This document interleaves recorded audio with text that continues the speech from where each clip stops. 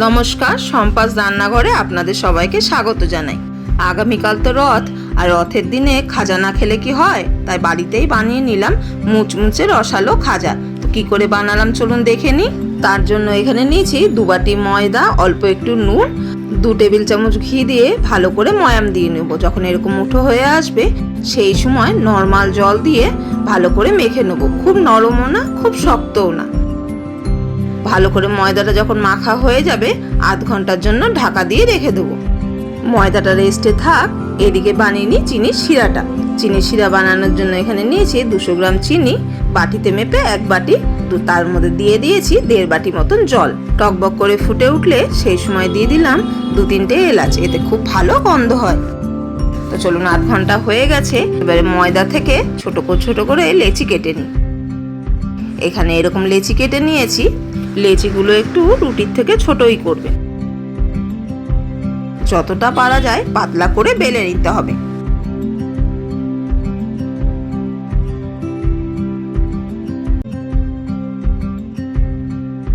সব কটা লেচি বেলা হয়ে গেছে। এবারে বানিয়ে নেবো একটা সেলেরি।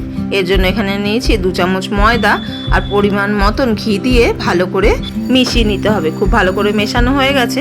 এবার এটাকে সাইডে রেখে এরপরে একটা করে বেলে রাখা রুটির ওপর দিয়ে সেলেরি ভালো করে মাখিয়ে নিয়ে ওপর থেকে আর একটা রুটি দিয়ে একটার পর একটা আমি 5টা করে রুটি দিয়েছি এর মধ্যে।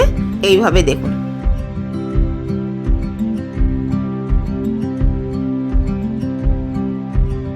এইভাবে যখন 5টা করে দেওয়া হয়ে যাবে তারপরে ওপর থেকে একটুখানি বেলে নেবো যাতে সবগুলো একসঙ্গে সেট হয়ে যায়। তারপরে হাতের সাহায্যে টাইট করে একটু রোল করে নিতে হবে। এই দেখুন, এইভাবে একটু টাইট করে করলে ভাজার সময় খুলে যাবে না। এরপরে এগুলোকে 1/2 ইঞ্চি সাইজ করে কেটে নিতে হবে। এইভাবে পুরো লেচিটা থেকে কেটে নেব। দেখুন, এরপরে ওপর থেকে হালকা হাতে আস্তে করে বেলে নিতে হবে। এই দেখুন, ঠিক এইভাবে সবগুলো বেলা হয়ে গেছে। এইবারে কড়াই দিয়ে দেবো তেল।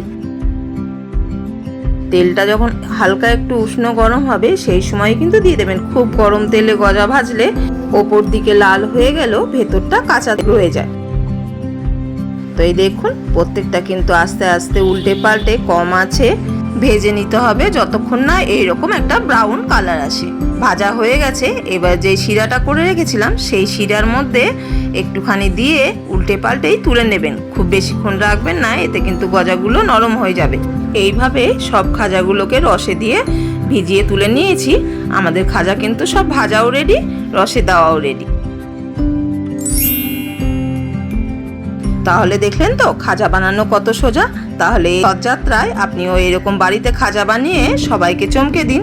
আর ভিডিওটি কেমন লাগলো কমেন্ট করে জানাবেন। ভালো লাগলে একটা লাইক করে দেবেন।